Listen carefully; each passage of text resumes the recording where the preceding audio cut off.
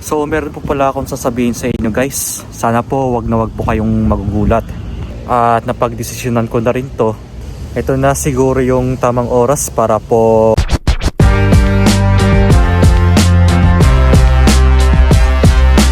magandang hapon po sa inyong lahat.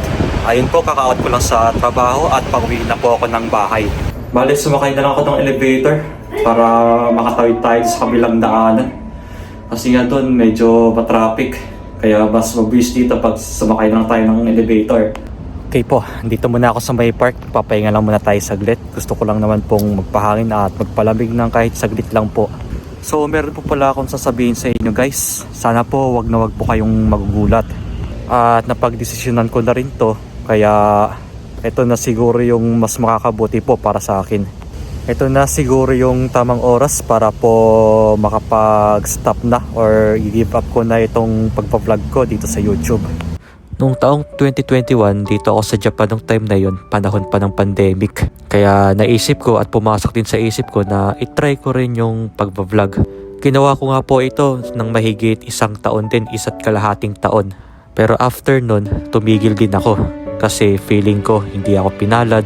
At naramdaman ko rin na napaghihinaan din ako ng loob nun. Kaya ayun, lumipas muna ng 1 taon at nagpahinga ako. At saka naisip ko rin lumipat sa ibang platform. At ayun, nakita ko rin itong TikTok at sinubukan ko rin makapag-vlog dito kahit na mga short vlogs. Talaga nung panahon na yun, gustong gusto ko talaga mag-vlog. Gusto ko rin itry kung ano yung feeling ng pag-vlog. Ginawa ko rin ito sa loob ng 2 taon mahigit. Kaya ayun nga, na-realize ko na hindi rin ako pinalad dito. Kaya ito rin yung dahilan kung bakit bumalik ulit ako ng YouTube. At ito nga po, nakilala ko po kayong lahat bilang mga subscribers ko. Talaga sobrang thankful po ako dahil nakilala ko po kayong lahat at sumusuporta sa akin. Pero habang tumatagal po ulit ako dito sa pagbablog at makalipas na ng 1 taon mahigit, parang feeling ko po pakonti na lang po ng pakonti yung nanonood dito sa mga vlogs ko. At recently po talaga bumababa yung mga views natin. Talagang nakakaramdam po ako ng lungkot. Tama po yan guys. At yun po yung katotohanan. Sobrang lungkot ko po nun. Kahit na anong effort ko pa sa pag-e-edit or sa pagbablog, parang feeling ko po na may kulang pa talaga sa akin. At na-realize ko po talaga na hindi talaga para sa akin itong pagbablog.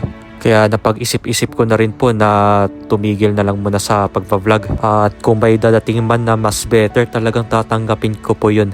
And again, pasensya na po sa lahat ng mga sumusuporta sa akin. At kahit kailan po, hindi ko po kayo makakalimutan. Maraming salamat po sa inyong lahat. Pero wag po kayong mag-alala guys, dahil kahit na wala na po ako dito at hindi na po ako makapag-vlog, parte pa din po kayo ng buhay ko. Kaya nagpapasalamat po ako sa inyo, sa lahat po ng mga sumusuporta sa akin. At sa mga subscribers ko po, thank you so much po. At thank you rin po sa lahat. Lalong-lalo na po sa mga sumuporta since day 1.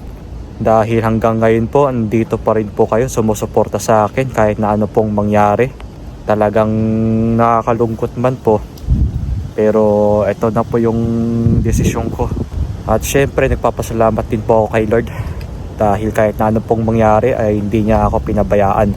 Sobrang nagpapasalamat din po ako sa Kanya dahil sa mga blessings na binigay niya sa akin. Kaya Lord, i-let go ko na po itong pagpa-vlog ko dahil na-realize ko po na hindi po para sa akin itong pagpa-vlog.